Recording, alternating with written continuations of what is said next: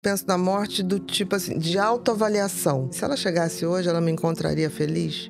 Qual a maior aprendizagem que a Ana de hoje gostava que a de 25 anos tivesse tido? 25 anos atrás, eu estaria mais ou menos com a sua idade? Vamos lá. Tenha calma. Não tem nenhum problema que não tenha solução. E se não tiver solução, o tempo traz. Torna ele desimportante. Porque o tempo passa e torna desimportante. Eu acho que eu só comecei a ter isso, que hoje eu tenho, não quero perder de jeito nenhum, a partir dos 40. Mas eu vou te dizer, depois de 50 ficou muito melhor. Porque nada me abala, porque tudo vai passar mesmo, a gente querendo ou não. Parece que só quando depois passamos um problema e olhamos para trás, por que eu estava estressada com isto?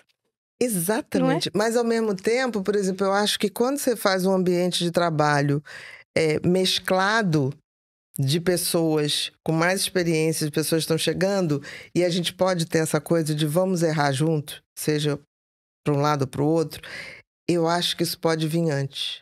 Porque o ambiente de trabalho que eu vivi não tinha essa mescla. Hoje fala até não se fala mais geração.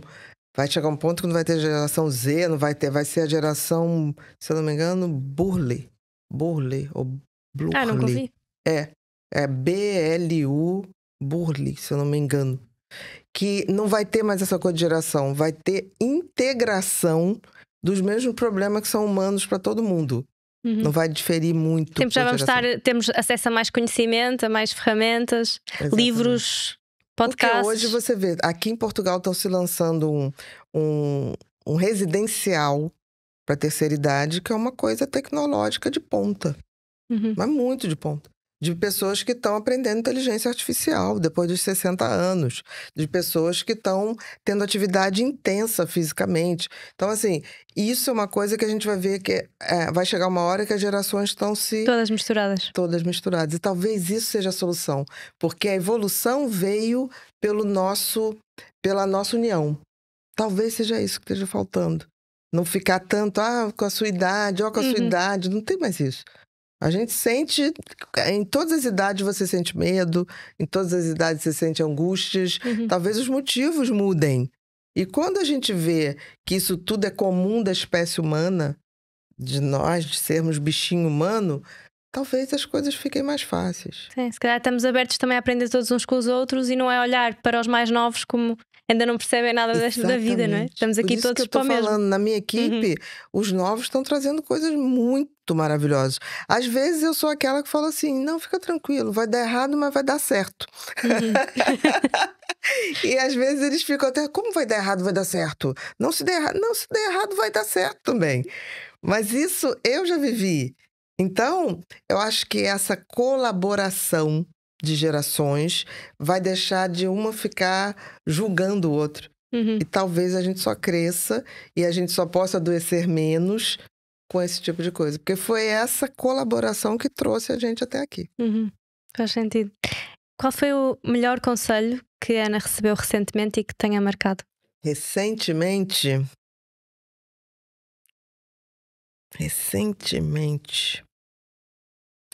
Eu acho que não foi recentemente, mas foi de um paciente meu que ele falou assim, a melhor coisa que você faz quando você não tiver solução para nada ou que você estiver no desespero, que nada aciona, é pensar assim, se eu morresse hoje, isso não tinha mais a menor importância. Eu acho que foi esse conselho.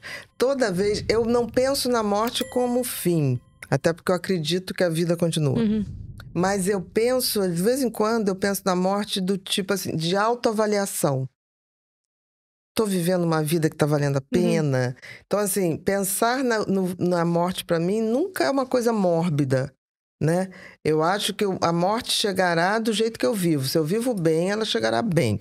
Então, isso para mim não é um empecilho. Eu não tenho nada mórbido com a morte. Mas de vez em quando eu penso e falo assim, se ela chegasse hoje, ela me encontraria feliz?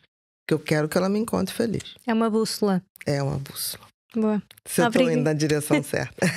Em 35 anos de consultório, pude observar um padrão comportamental que se repetia. A pessoa estava clinicamente estável, mas existencialmente vazia por dentro. Sintomas e sentido ou propósito de vida são universos bem diferentes. O remédio reduz o ruído mental, mas é o porquê viver que escolhe a música que irá tocar na sua mente.